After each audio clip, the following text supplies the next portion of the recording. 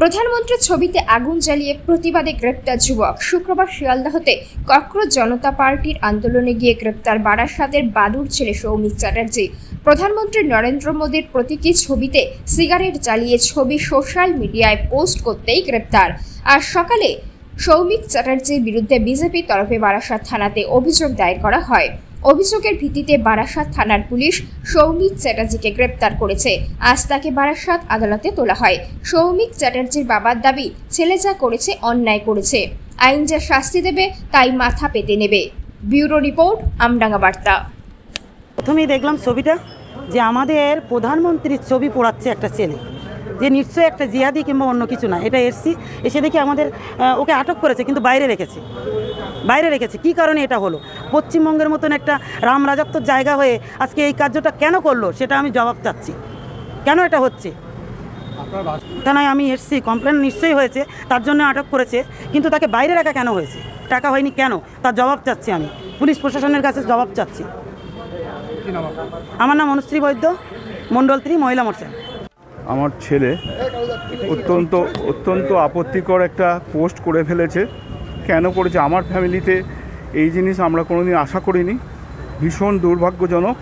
কিন্তু যে পোস্টটা করেছে অত্যন্ত আপত্তিকর। আমাদের দেশের সর্বময় কর্তা, অ্যাডমিনিস্ট্রেটিভ টপ যিনি, তার এতে আমি কোনোভাবেই, আমি বা আমার পরিবারের কেউ এটাকে সমর্থন করি না। এখন আইনের হাতে গেছে, আইনের ওপর আমার যথেষ্ট ভরসা আছে এবং আইন ঠিক যেভাবে ব্যবস্থা করবে সেটা আমরা মেনে নেব। আর আমি সমস্ত মানুষের কাছে হাত জোর করে, দরকার হলে পায়ে ধরে ক্ষমা চাইব। যেটা করেছে অত্যন্ত অন্যায়। এটা আমাদের পরিবারে, আমাদের পাড়ায় এটা প্রথম হয়েছে। আমি লজ্জিত, আমি ক্ষমা প্রার্থী। আমি প্রত্যেকের কাছে হাত জোর করে, দরকার হলে যদি কেউ পায়ে ধরতে দেন আমি পায়ে ধরে ক্ষমা চাইব। এটা কোনোদিন সেভাবে কোনোভাবে সেরকম রাজনীতি করেনি। হ্যাঁ, হঠাৎ করে সেটাই তো, আমরাও তো, আমার বাড়িতে 100 বছরের মা রয়েছেন, সে কাল থেকে অসুস্থ। কালকে যখন পুলিশ তুলে এনেছে ওকে, তখন আমি আমার স্ত্রীর মেডিকেল পেপার গোছাচ্ছি, হসপিটাল থেকে এসে আজকে আবার নিয়ে রিপোর্ট দেখাতে যাওয়ার কথা। ছেলের সাথে কথা বলেছেন, ছেলে কিছু জানিয়েছে কেন পোস্ট করেছে? না, ও সেসব তো আমার সাথে কোনো কথা হয়নি, আমি সে স্কোপ পাইনি। সে পুলিশের এখানেই রয়েছে, তবে ও বারবারই অনুতপ্ত ভীষণভাবে। ও অত্যন্ত ভুল করে ফেলেছে। ও পুলিশের কাছে হাত জোর করে এই ব্যাপারটা বলেছে। কিন্তু আইনের ঊর্ধ্বে তো কেউ নয়। আইন অনুযায়ী যেটা ব্যবস্থা হবে আমরা সেটাই মেনে নেব।